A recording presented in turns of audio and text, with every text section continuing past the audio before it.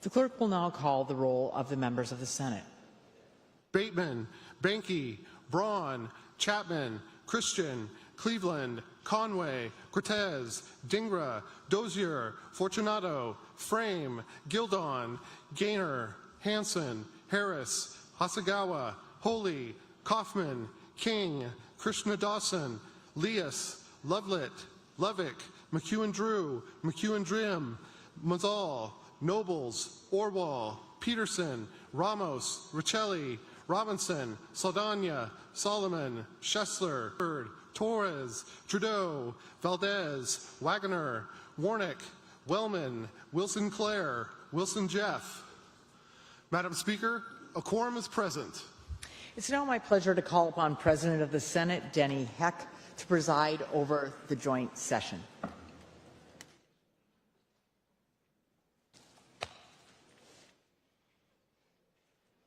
The purpose of this joint session is to administer the oaths of office to the statewide elected officials and to receive the inaugural address from His Excellency Governor-elect Bob Ferguson. The President appoints the following representatives and senators to form a special committee to escort the Supreme Court justices to the House chamber. Representatives Marshall and Richards and Senators Gildon and Hansen.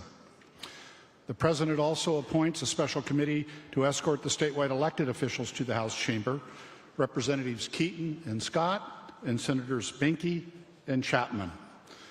The Speaker appoints a special committee to advise His Excellency Governor-elect Bob Ferguson that the joint session has assembled and to escort him to the House chamber. The President asks that the members of that escort committee remind Governor-elect Ferguson to wait for your escort upon departure from the chamber. Representatives Pinner and Salahuddin and Senators Cortez and McEwen. Sergeant-at-Arms Alexander.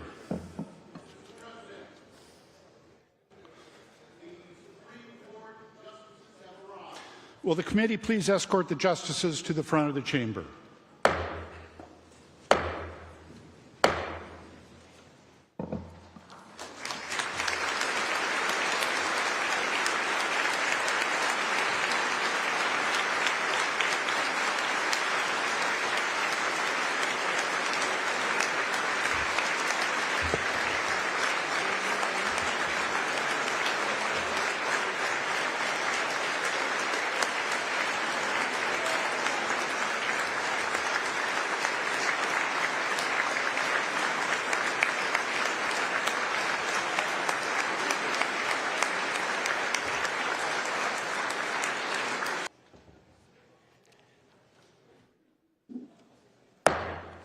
The President is exceedingly pleased to present the justices of the Supreme Court who are present today.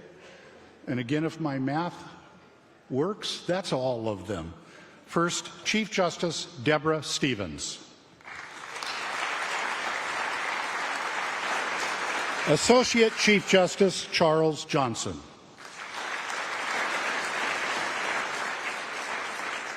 Justice Barbara Mattson. Justice Stephen Gonzalez.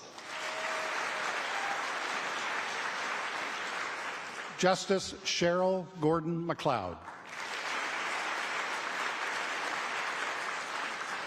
Justice Mary Yu.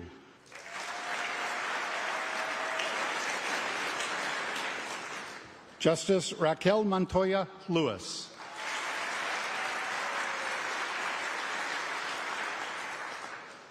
Justice Helen Whitener.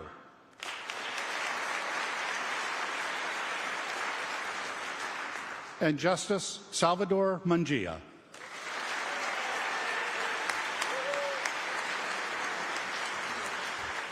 Sergeant-at-Arms Alexander.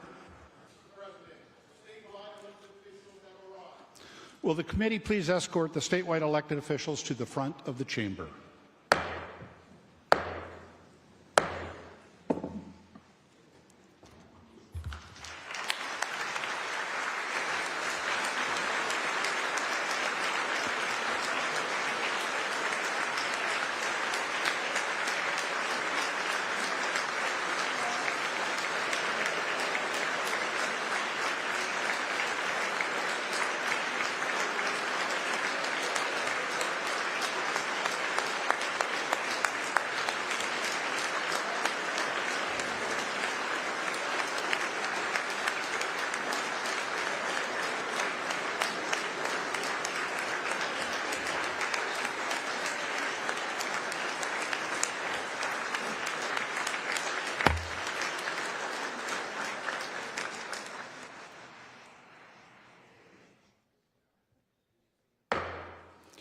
It is my pleasure to greet today our distinguished statewide elected officials.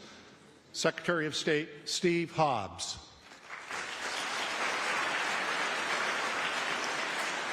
State Treasurer Mike Pelliciotti. State Auditor Pat McCarthy.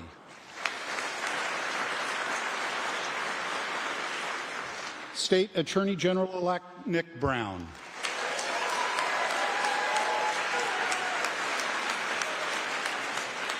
Superintendent of Public Instruction Chris Reichdahl.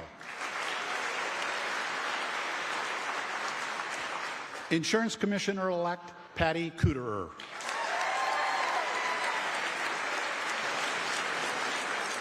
Commissioner-elect of Public Lands Dave Upthegrove.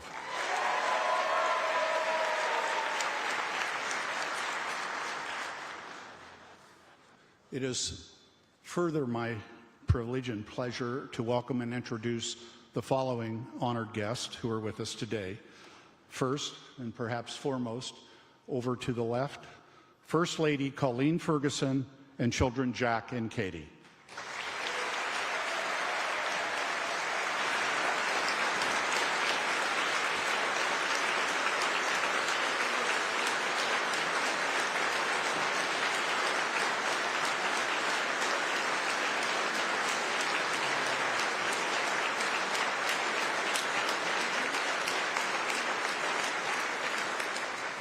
You are all looking up in the gallery. They're actually on the floor over here.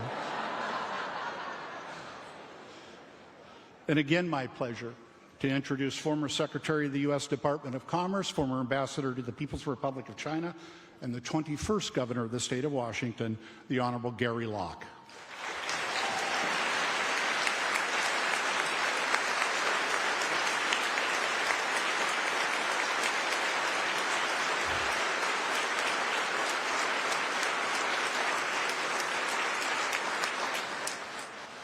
And somewhere here, I'm sure they will stand. It is my pleasure to acknowledge the presence of former Representative and Senator for the 3rd Legislative District and Spokane Mayor Lisa Brown.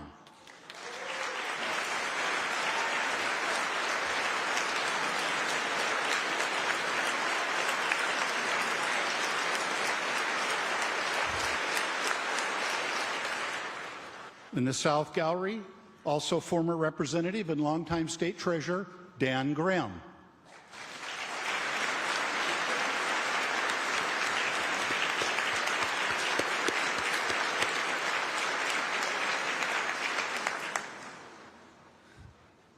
And I would be remiss if I did not also acknowledge the presence in the South Gallery of Washington State.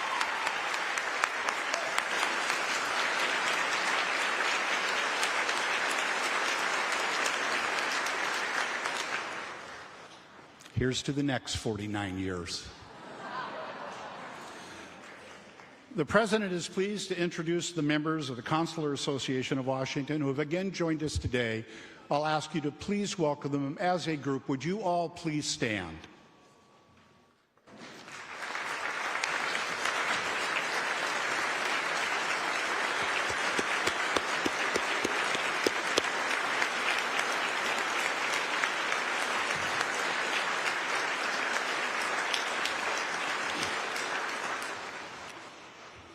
Sergeant at Arms Alexander. Mr. President, His Excellency, Governor Bob Ferguson has arrived. Will the committee please escort the Governor-elect to a place on the rostrum?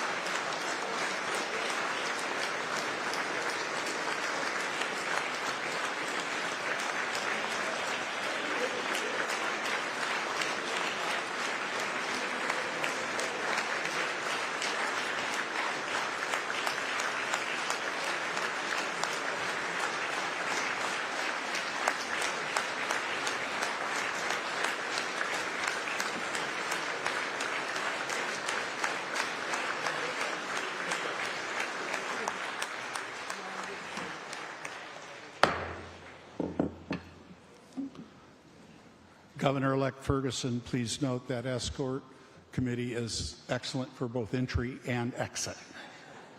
The flags will be escorted to the rostrum by the Washington State Patrol Honor Guard, commanded by Captain Matt Failer and comprised of Trooper Kyle Flagg, Trooper Dean Gallinger, Sergeant Jeffrey Bridges, Trooper Michael Sessions.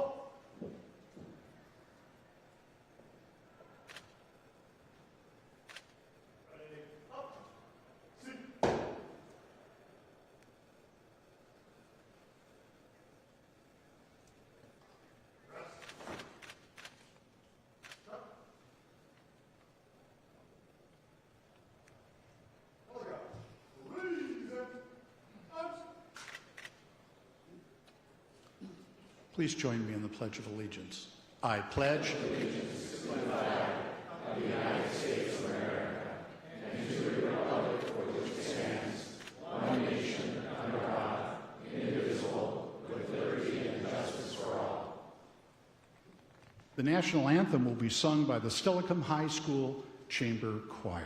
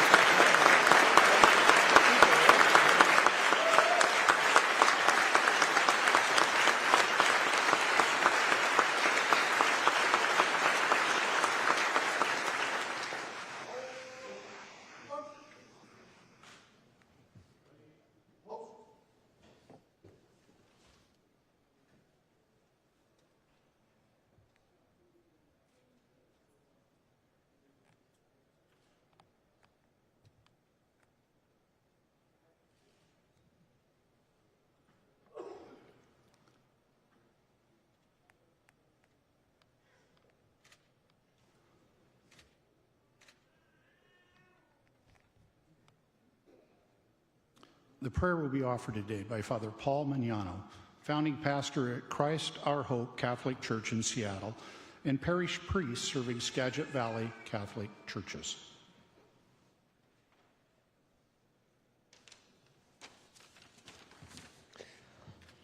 Let's bow our heads and pray for God's blessing. Gracious and merciful God, God of wisdom and justice, through you authority is rightly administered, laws are enacted, and judgment is decreed. We pray for the governor of the state, for the members of the legislature, for judges, elected civil officials, and all others who are entrusted with our political welfare. May they be enabled by your powerful protection to discharge their duties with honesty and ability. We are a people of many races, creeds, and colors, national backgrounds, cultures, and styles. We resolutely commit now to renewing our vision, to caring for one another and your least fortunate among us. It's called love of country, born not of power and privilege, but of care for the common good, with malice toward none and with charity for all. Pope Francis has reminded us how important it is to dream together. Be with us, God of love and justice, as we dream together. Come now to a suffering world. Come to the hearts and minds of all. Strengthen us to be working signs for all citizens to be one, a community of mutual care. We ask for your blessings to become citizens of a beloved state, loving you and loving our neighbors as ourselves. Come, Spirit of God. Bless all of us, privileged to be citizens and residents of this state, with a spirit of gratitude and humility, that we may become a blessing to each and to all of us. Endow our hearts so that peace may prevail with righteousness, so that women and men throughout this state can find with one another the fulfillment of our humanity. Governor Ferguson, may God bless you all your days. All this we pray in God's holy name. Amen. Amen.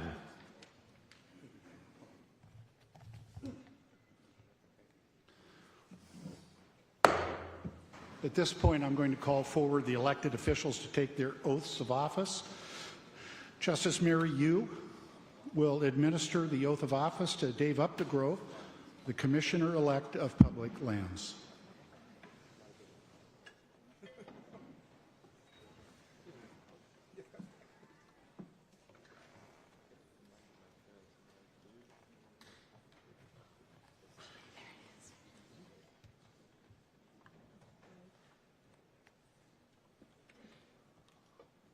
Would you please raise your right hand? I, and then state your full legal name, I, David Paul Updegrove, do solemnly swear do solemnly swear that I will support the Constitution of the United States that I will support the Constitution of the United States and the Constitution and laws of the State of Washington, and the Constitution and laws of the State of Washington, and that I will faithfully discharge and that I will faithfully discharge the duties of Commissioner of Public Lands the duties of Commissioner of Public Lands to the best of my ability. to the best of my ability, so help me God. Congratulations. Thank you.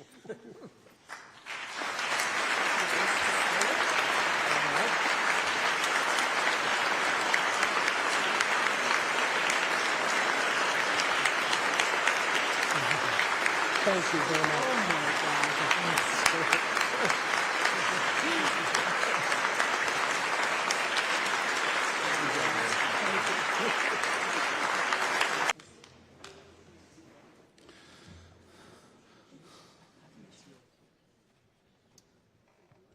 Justice Stephen Gonzalez will administer the oath of office to Patty Cooter, Insurance Commissioner-elect.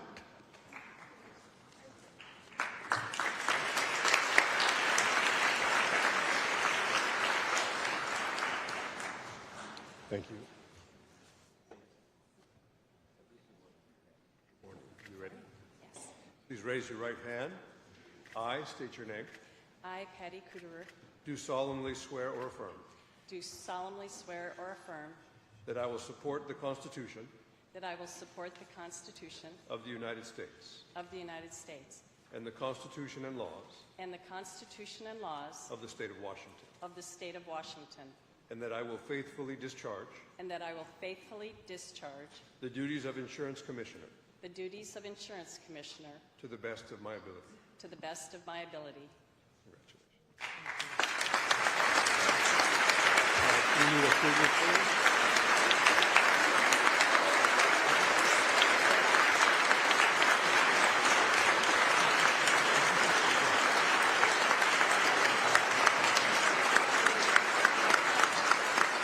So you got to get the house in.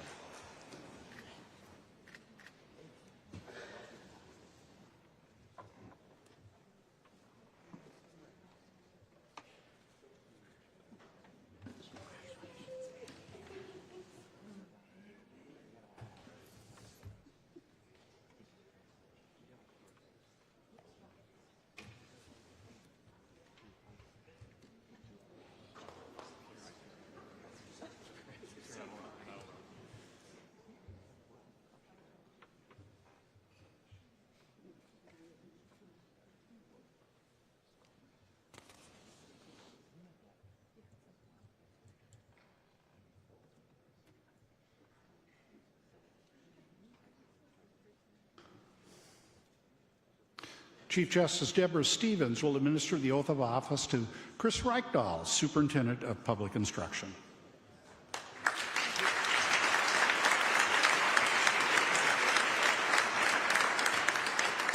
Thank you. This is tiny.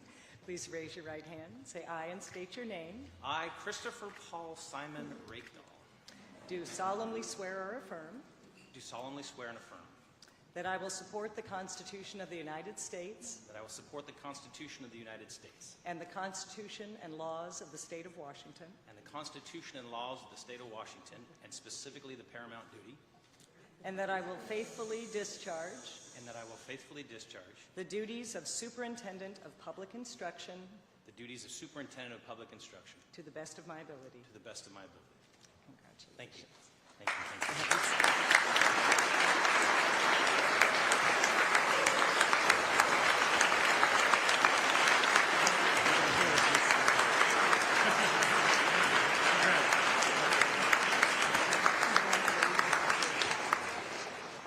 You get this one.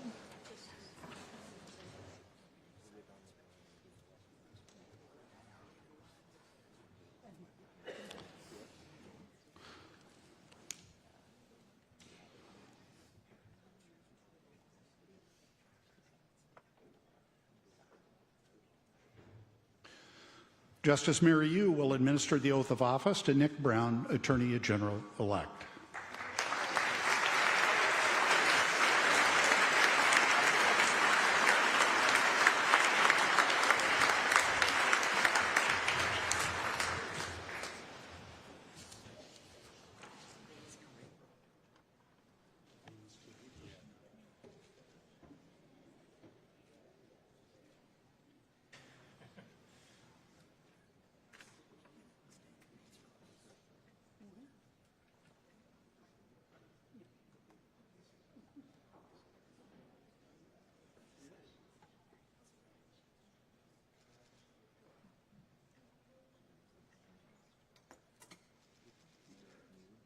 All right, will you please raise your right hand?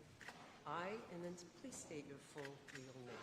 I, Nicholas William Brown, Do solemnly swear or affirm do solemnly swear that I will support the Constitution of the United States that I will support the Constitution of the United States and the Constitution and the laws of the State of Washington, and the Constitution and laws of the State of Washington, and that I will faithfully discharge and that I will faithfully discharge the duties of Attorney General the duties of Attorney General to the best of my ability, to the best of my ability, and that I will comply with the provisions of and that I will comply with the provisions of RCW 4310, Section 115. RCW 4310, Section 115. Congratulations. Thank you.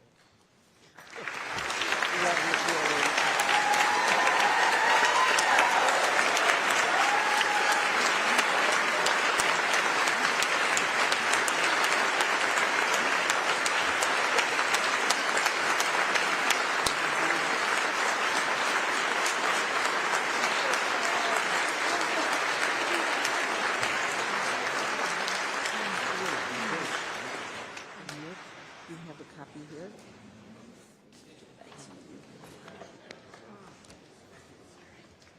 Do you want to carry that?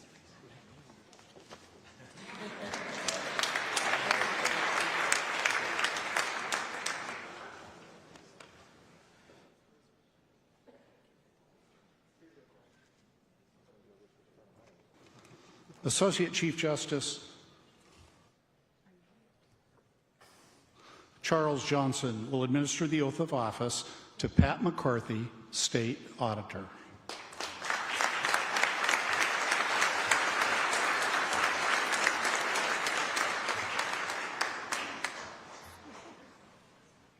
Closer. Repeat after me. I, and state your name, I, Patrice Annette McCarthy, do solemnly swear do solemnly swear that I will support the Constitution that I will support the Constitution of the United States of the United States and the Constitution and laws and the Constitution and laws of the State of Washington, of the State of Washington, and that I will faithfully discharge the duties and that I will faithfully discharge the duties of State Auditor of State Auditor to the best of my ability. to the best of my ability. You got to sign. Okay. Okay.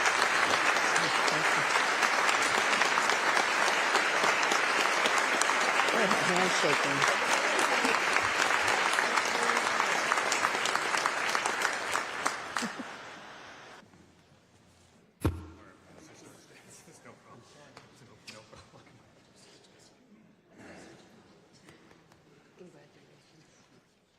No, you're good.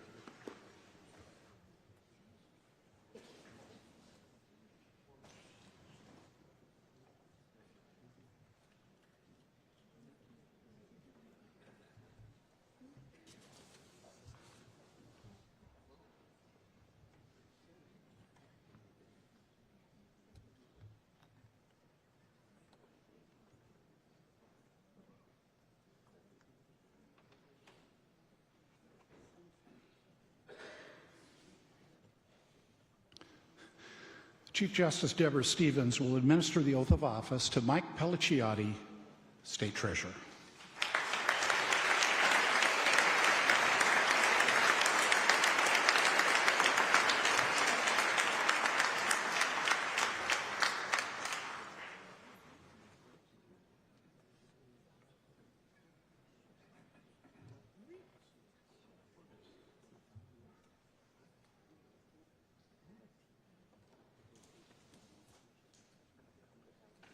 Please raise your right hand. Say aye and state your name.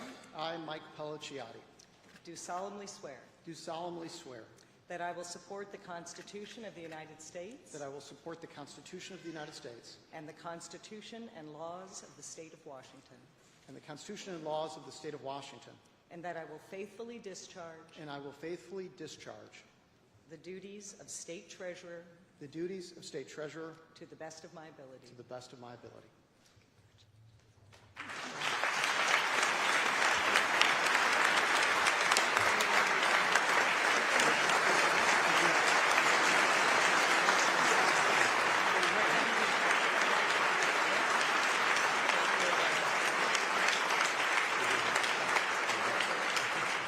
Mike?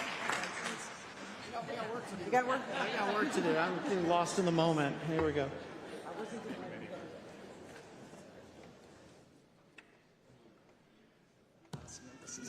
Thank you so much. Thank you so much.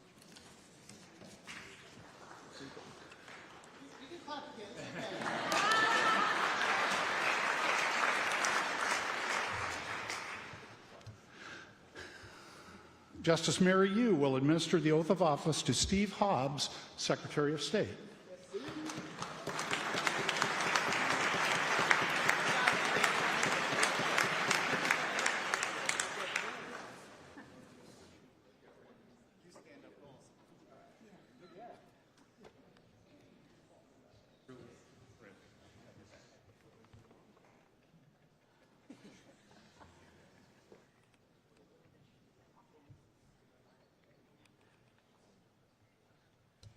Raise your right hand. I, and then state your full legal name, I, Stephen Dioma Hobbs, do solemnly swear swear that I will support the Constitution of the United States that I will support the Constitution of the United States and the Constitution and laws of the State of Washington, and the Constitution and laws of the State of Washington, and that I will faithfully discharge and that I will faithfully discharge the duties of Secretary of State the duties of Secretary of State to the best of my ability, To so the- help me God. to the best of my ability, so help me God. Congratulations.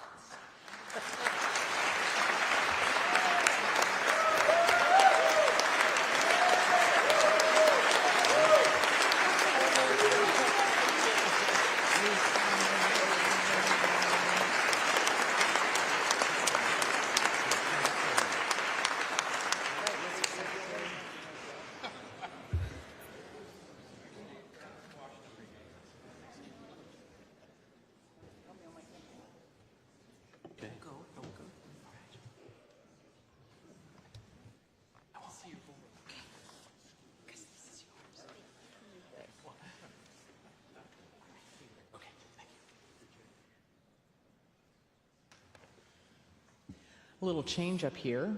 Chief Justice Deborah Stevens will administer the oath of office to Denny Heck, Lieutenant Governor.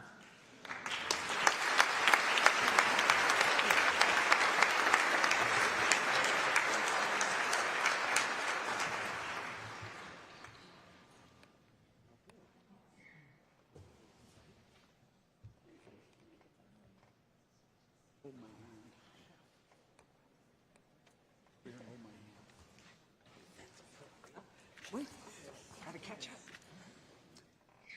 Say I and state your name.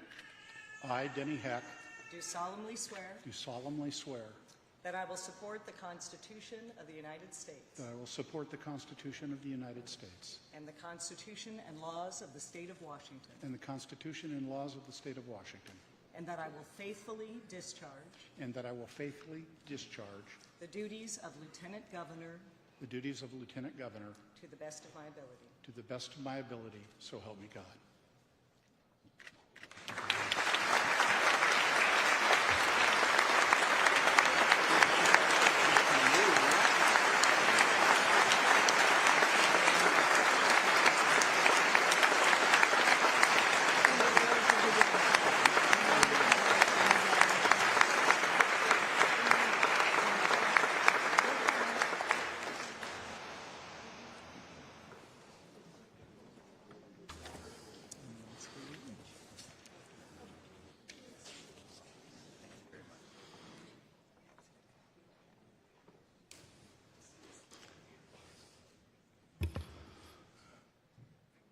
Chief Justice Deborah Stevens will now administer the oath of office to Bob Ferguson, Governor-elect.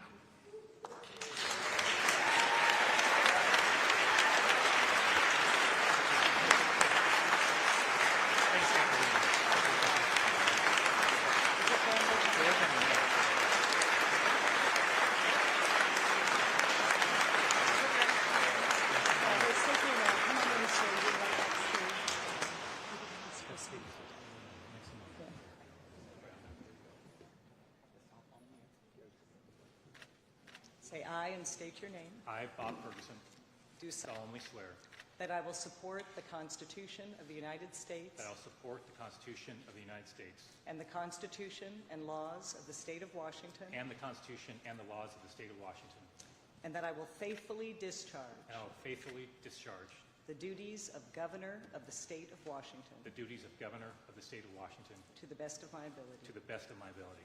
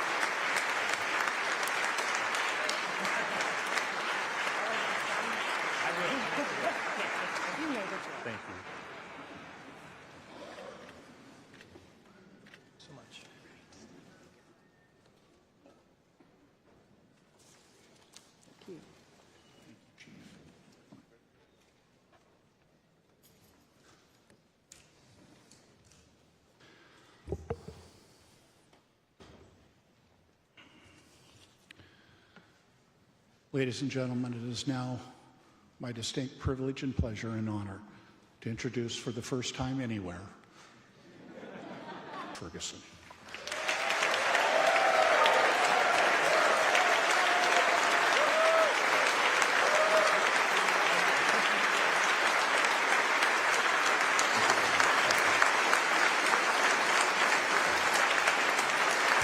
Thank you very much. Thank you very much. Thank you very much.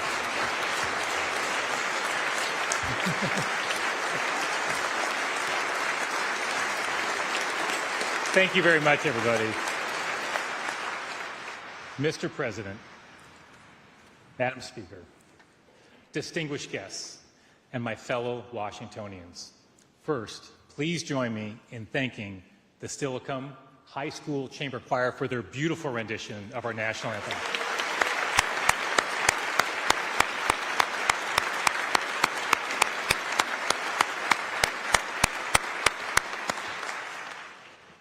My mom, Betty Ferguson, passed away last year. Before she died, she asked Father Paul Magnano to perform her funeral mass and eulogy. He is, as you might imagine, very close. Please join me in thanking Father Paul for his invitation.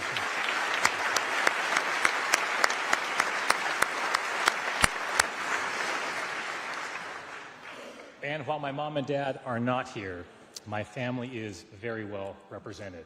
In fact, most of the gallery on my left is family, including 5 of my 6 in that order. And given that history, this is a strange experience because I've never spoken this long uninterrupted with my siblings in the room.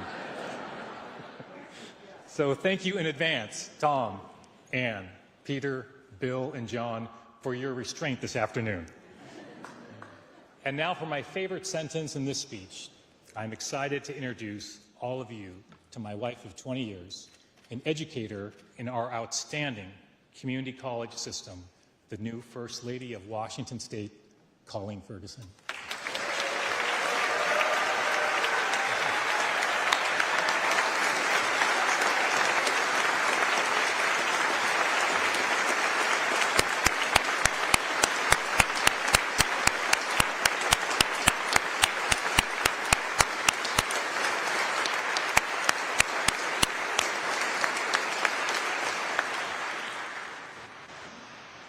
Colleen and I are parents to teenage twins who are pleased to have an excused absence from school so they can join us today.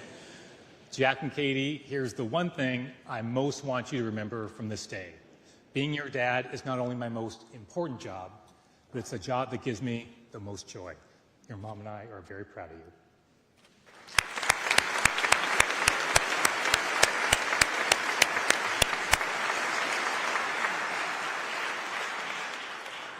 I'm here today because I believe in the urgency and the importance of making Washington a better place for young people just like Jack and Katie.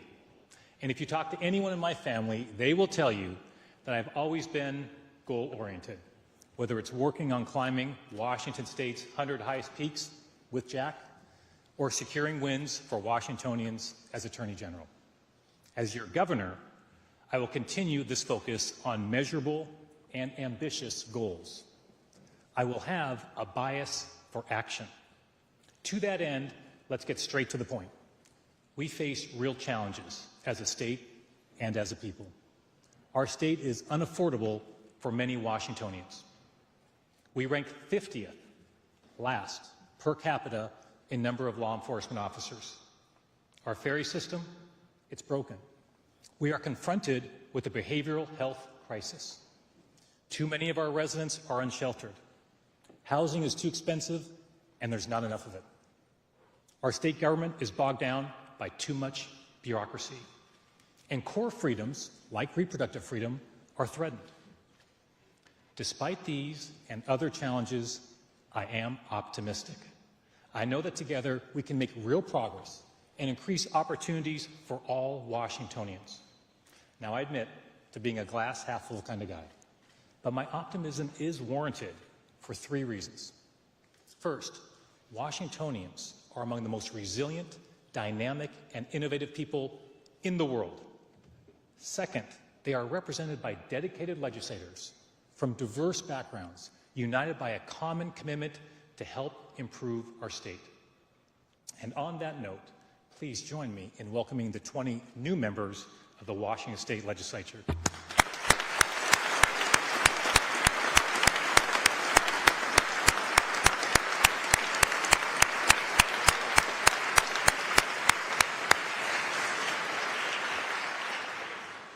Thanks to all of you for the sacrifice I know that each and every one of you make to serve your constituents.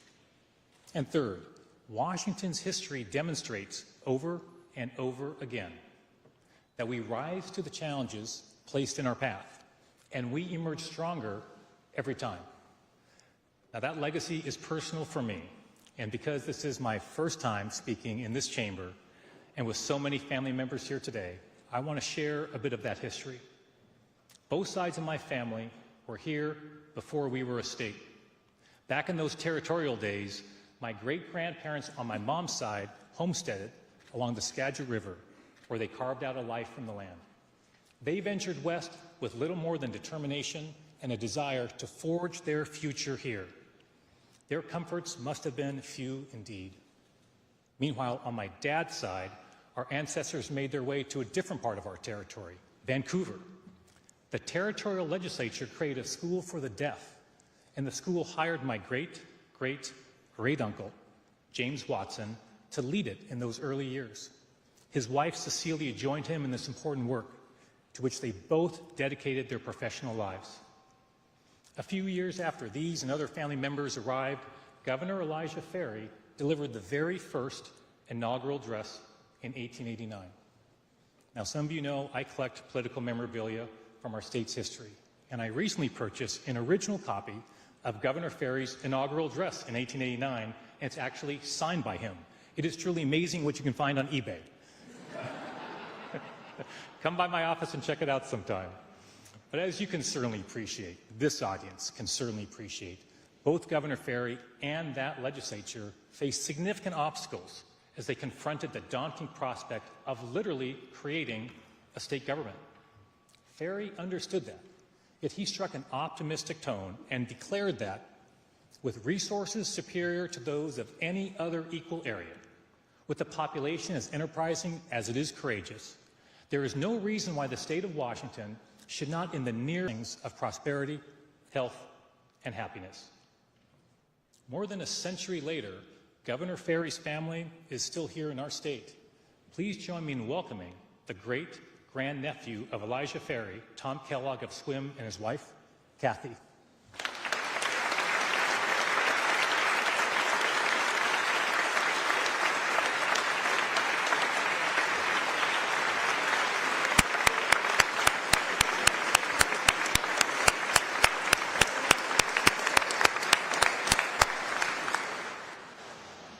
History surely vindicated Governor Ferry's optimism. Washington is indeed among the most prominent and prosperous states in our union, even if that prosperity is not equally shared by all. But the path to our current status as a world leader in so many economic sectors has not been a smooth, straight line since Governor Ferry's 1889 address. The Great Depression hit Washingtonians hard, but in his inaugural address in 1933, Governor Clarence Martin also found reason for hope. He said, "We are confronted by a great responsibility, but it is reassuring and inspiring to realize that the responsibility is not greater than the opportunity." Clarence Martin led our state well during those challenging years. Joining us today is Governor Martin's granddaughter, Janet Martin, and his great-granddaughter, Jennifer Hutchings, both of Spokane. Please join me in thanking them for their family service to the state.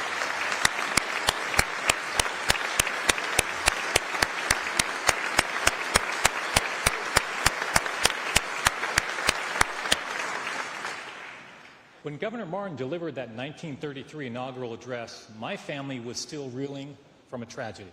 My grandfather, Francis Hosman, had just died very unexpectedly while still a young man. His wife, my grandmother, Edith Hosman, was widowed with 5 young children between the ages of 4, my mom, and 12. Edith and Francis owned a meat market in Everett, Washington, which my grandfather operated. The day after his funeral, Edith went to the meat market and took over the business. Now, I don't know how many single moms with 5 kids were business owners in Washington State in 1932, but Edith Hosman, she was one of them. I continue to be inspired by Edith, and the Bible I took the oath on a few minutes ago belonged to her. She never remarried. Edith focused on that small business and her 5 children. Her 4 sons all served during World War II. She ran that business for 20 years before passing it down to one of her sons. And her one daughter, my mom, became a special education teacher in our public school system after marrying her high school sweetheart from Everett High School. My parents worked hard and raised 7 kids. Their lives were undoubtedly very busy, but they still found time to be involved politically. And in 1963, they were amongst the very first volunteers and supporters of a young state representative who launched a long-shot campaign for governor. Dad helped organize the 36th district for that candidate, Dan Evans. My siblings still remember driving around with Dad in an old Volkswagen putting up yard signs. Mom and Dad hosted one of the very first coffees for Dan Evans at our home. We literally still have my dad's handwritten notes with the guest list from that event. They were the type of grassroots supporters who helped send people like us into public life. Mom and Dad saw something in a very young Dan Evans that generations of Washingtonians came to admire.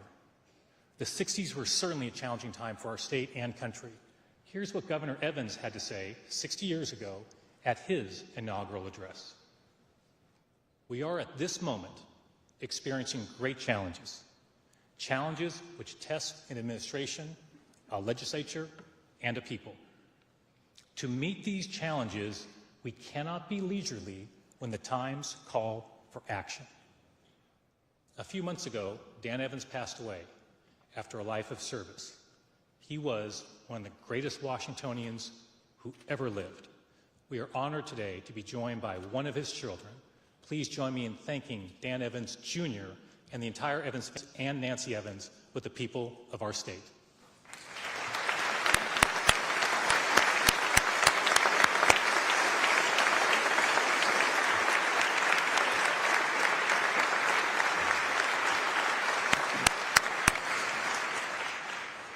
By the way, I met with Dan Jr. Recently and told him about one of my favorite possessions, and it's a photo of my parents with Dan Evans shortly after his 1964 election. My mom's 8 months pregnant in the photograph with her 6th child, me. So that photo will be in my office as a reminder that to meet these challenges, we cannot be leisurely when the times call for action. Let us embrace those words during this session. Let us have a bias toward action. Let us listen to one another without consideration for party so that the strongest argument prevails. That is how we do our best work. And let me be specific with examples of how we can work in a bipartisan way. Representative Connors, I'm excited to work with you to get your Homes for Heroes legislation to my desk. Let's recognize the contributions of police officers, firefighters, behavioral health professionals, and other critical public servants and ensure they can access low-interest loans to purchase their first homes.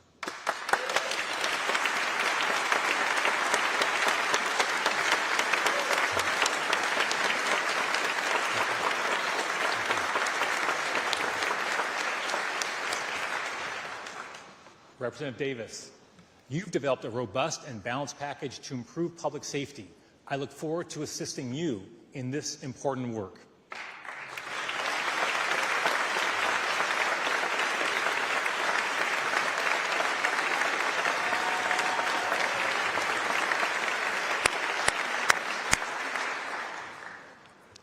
Representative Dent, thank you for joining me for lunch at the Palace Cafe in Ellensburg. I share your commitment to supporting Washington farmers. By the way, that includes ensuring they receive the rebates they were promised under the Climate Commitment Act. Thank you.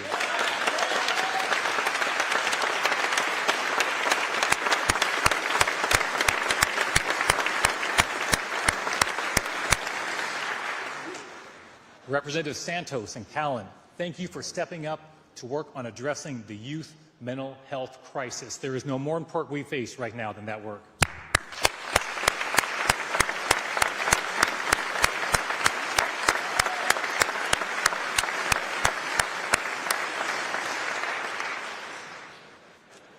Senator Braun.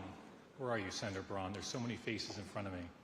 Senator Braun, I hope to work with you to adopt reasonable limits on the governor's emergency powers. We can do that together.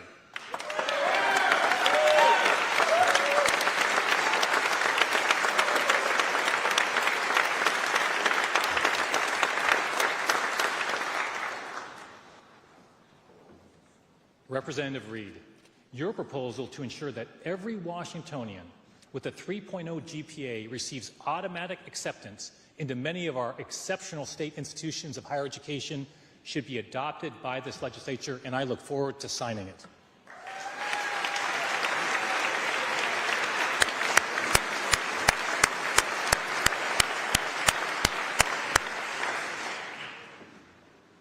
Senator Holy, thank you for your legislation proposing a $100 million grant program to help local law enforcement agencies hire more well-trained officers to improve public safety.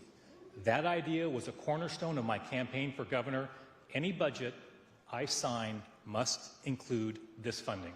Thank you, Senator Holy.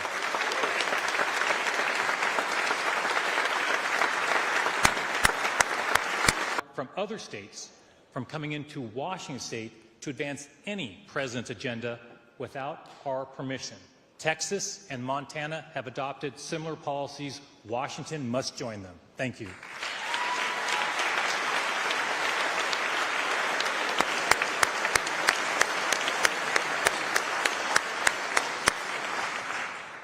And speaking of presidents, let me be very clear. My administration will work with President Trump where we can. We will stand up to him when we must. And that most certainly includes protecting Washingtonians' reproductive freedom.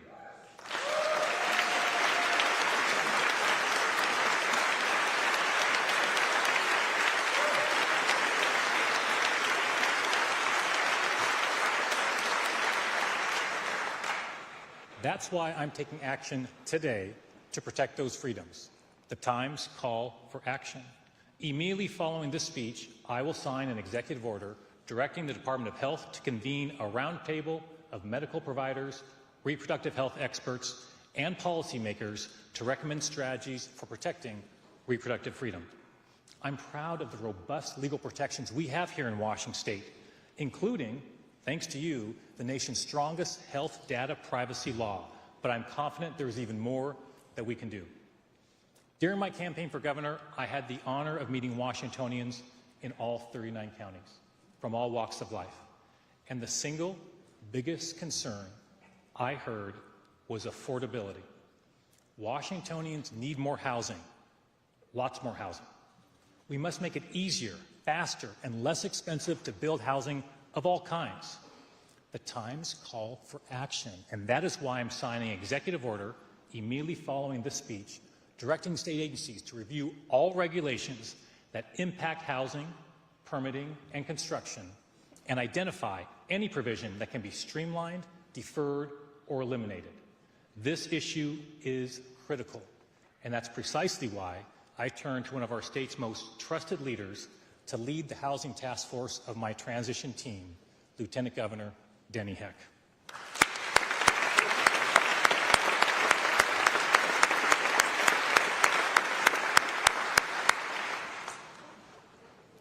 Last week, Lieutenant Governor Heck presented me with a 42-page report containing 20 recommendations to address this crisis, including many that reflect ongoing legislative efforts to expand transit-oriented development, protect vulnerable renters and small landlords, and give local governments tools and incentives to improve housing supply.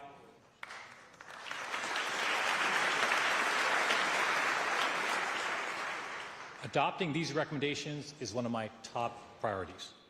We must also make Washington more affordable in other ways. As Attorney General, my team and I stopped an illegal grocery merger that would have increased the price of groceries for families. We also stopped illegal price-fixing schemes that increased the price of chicken, tuna, and household items like computers and televisions.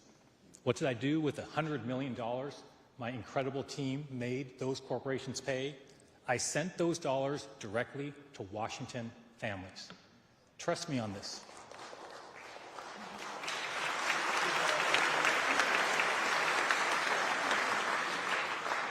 Trust me on this. I'm taking that same laser focus on affordability to the governor's office. To that end, I'm excited to work with Senator Riccelli and Representative Berg on legislation to ensure that every student attending K through 12 public schools receives free breakfast and lunch as part of their basic education.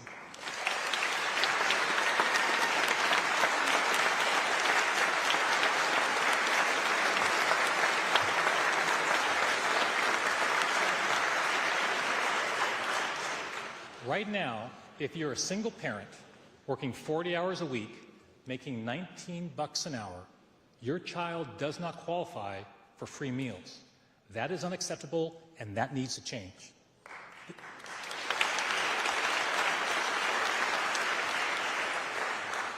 This will improve learning for kids and save time and money for working parents. Another challenge we face is the multi-billion-dollar budget shortfall. We should have an open and honest dialogue about how we arrived at this shortfall and what lessons we must learn.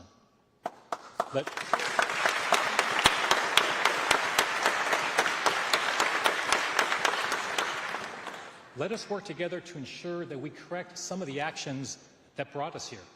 But let me start by saying that the era of assuming unrealistic growth in revenue is over.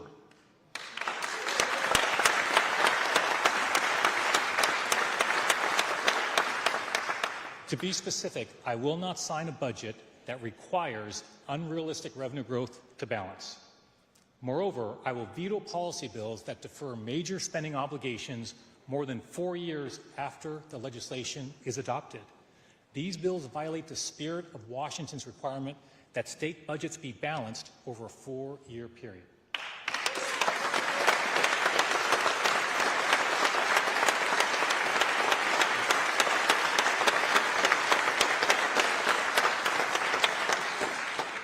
Now let's talk about the challenge immediately before us, addressing our current shortfall.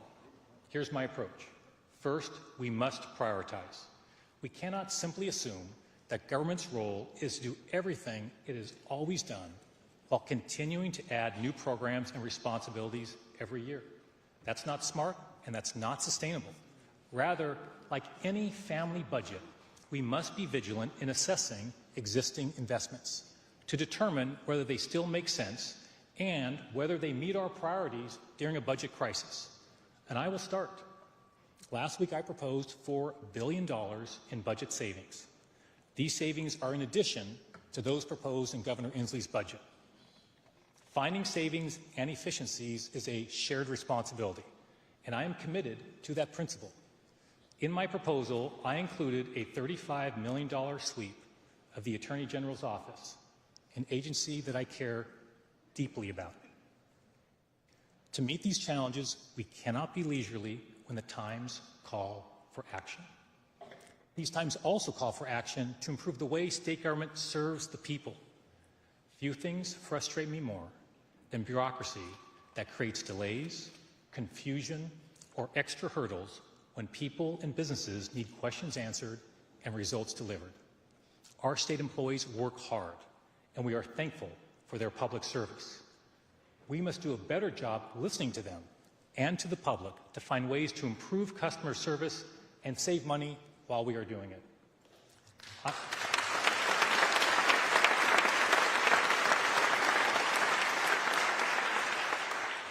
I'm in politics because I believe in the power of government to improve people's lives.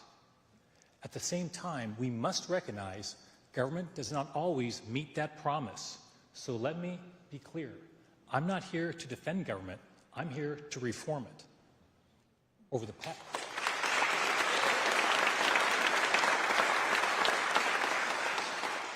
the past 8 weeks, I've hired and retained talented cabinet secretaries who share my frustration with bureaucracy that interferes with serving the people and my passion for making government work better. Senator Peterson and Speaker Jenkins, this is probably a good time to apologize for stealing 2 of your committee chairs. Representative Sen and Senator Nguyen. I know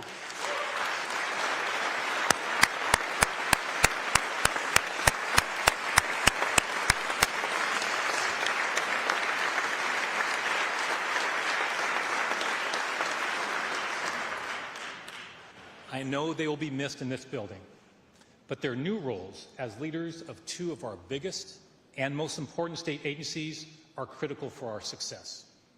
Our mission must be to speed up government, improve customer service, and center the people in every decision we make. Let me give you an example. If a Washingtonian applies for a permit, they need that permit delivered on time. Time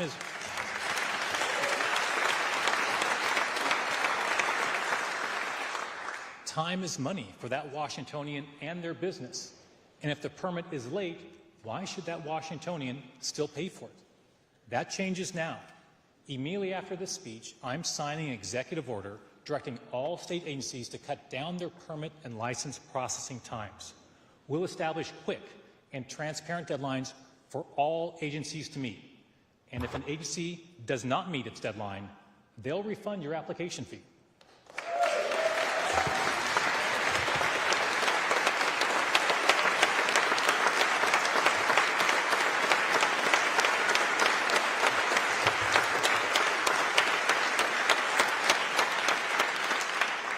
I'll have more reforms and improvements to announce in the coming weeks.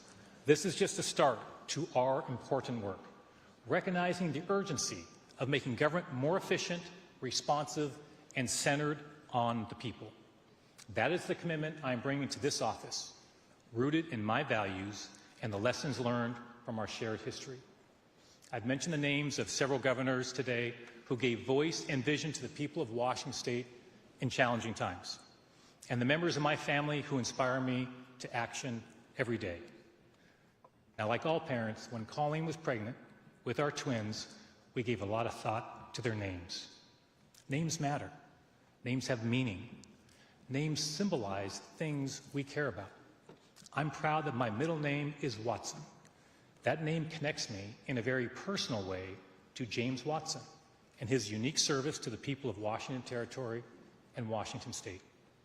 My son, Jack's full name is Jackson Murray Ferguson, named after 2 Everett men of real integrity, Scoop Jackson and my late father, Murray Ferguson. Now, I tried to convince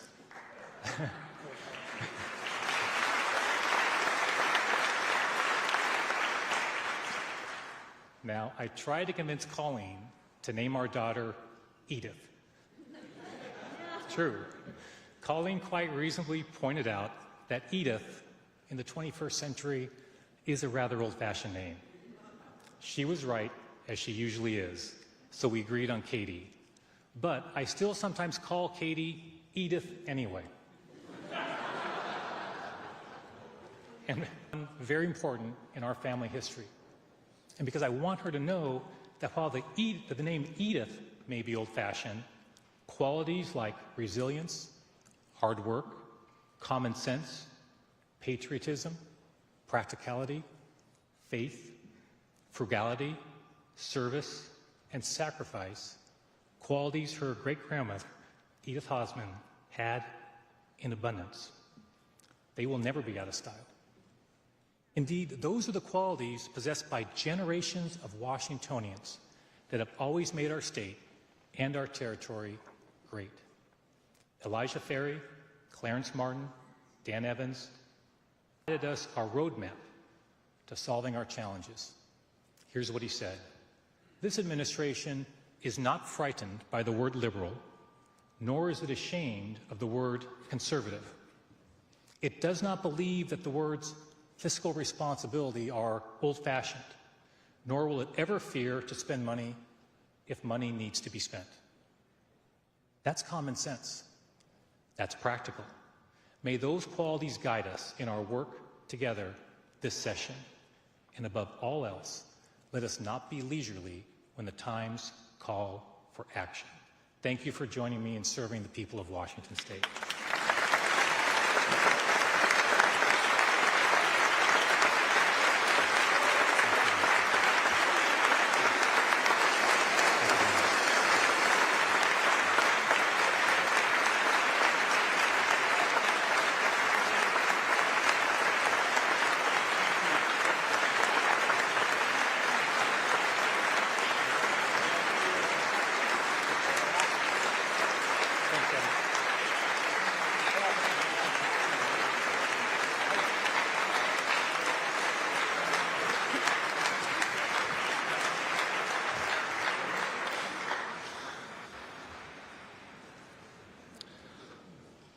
Thank you, Governor Ferguson. Will the committee come forward and escort Governor Ferguson from the House chambers? Representatives Pinner, Salahuddin, and Senators Cortez and McEwen.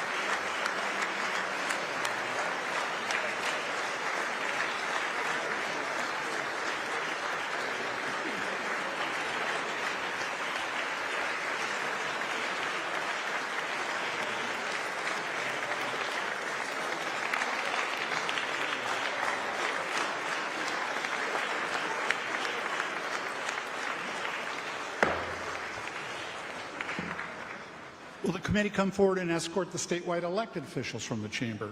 Representatives Keaton and Scott, and Senators Binkie and Chapman.